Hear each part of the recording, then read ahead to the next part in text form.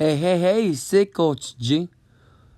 Aujourd'hui, un peu la suite, ou plutôt l'inverse de ma première vidéo.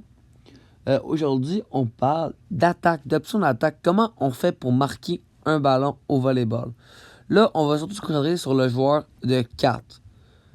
La plupart des choses s'appliquent aussi pour le joueur technique, mais on va vraiment se concentrer aujourd'hui sur le joueur de 4. En ce moment, à l'écran, vous avez la position des joueurs de défense qui est la plus répandue.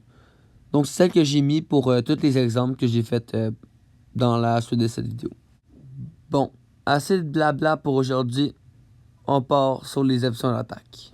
Bon, là, j'ai numéroté les options les plus fréquentes de 1 à 8. Puis, je vais commencer à les expliquer en ordre. Alors, tout d'abord, l'option numéro 1 d'attaque, on l'appelle la grande diagonale. La grande diagonale, c'est la plus facile à frapper parce que c'est la distance la plus grande du terrain. Si vous connaissez un peu vos mathématiques, théorème de Pythagore, l'hypoténuse est la plus longue. On voit, si on fait un rectangle avec le terrain, on voit que c'est le plus long côté. Alors, c'est vraiment facile de frapper cet angle-là, même si on est mal placé. Le deuxième angle de frappe le plus répandu, c'est la ligne. Il y a deux choix pour frapper la ligne. Soit on fait plus la ligne courte, comme la première que j'ai tracée, soit on fait plus une ligne longue, comme celle que je viens de tracer. Ça nous permet vraiment de surprendre le défenseur en tournant au dernier moment sur la ligne.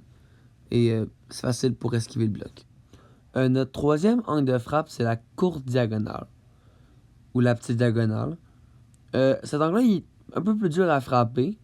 Mais il est très puissant en match. Parce que c'est rare que le défenseur il est prêt à défendre cet angle-là. Là, on a fait le tour des 3 angles de frappe. Et maintenant, on va parler plus d'outils. Notre premier outil, ça va être le type au-dessus du bloc, qui est le numéro 4. Le but, c'est vraiment de la mettre juste au-dessus des mains pour que le ballon étant le plus rapidement possible au sol. Le numéro 5 est très similaire, sauf que ça va plus être vers la droite un petit peu. Le numéro 5 est vraiment plus utile quand un joueur de 4 n'est pas prêt à aller prendre le type. Notre dernier type, c'est l'outil numéro 6. C'est un type profond.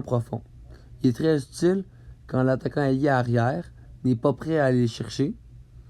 Parce qu'il y a vraiment un gros truc. On peut voir le fond du terrain, il n'y a personne prêt à aller prendre ce ballon-là. L'avant-dernier outil, c'est personnellement un de mes préférés. C'est le wipe.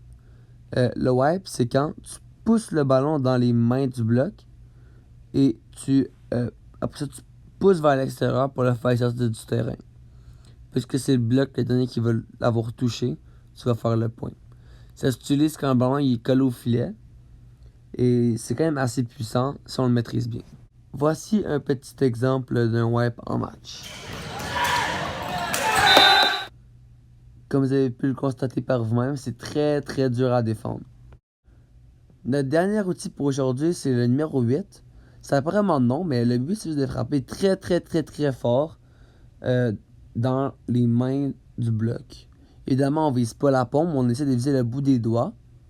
En frappant le bout du doigt très fort, le ballon va juste continuer et aller très loin.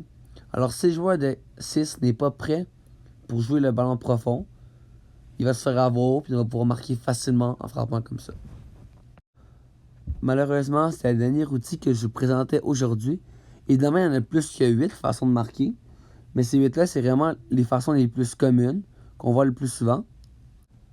Je vais terminer la vidéo là-dessus et je vous dis à tous au revoir.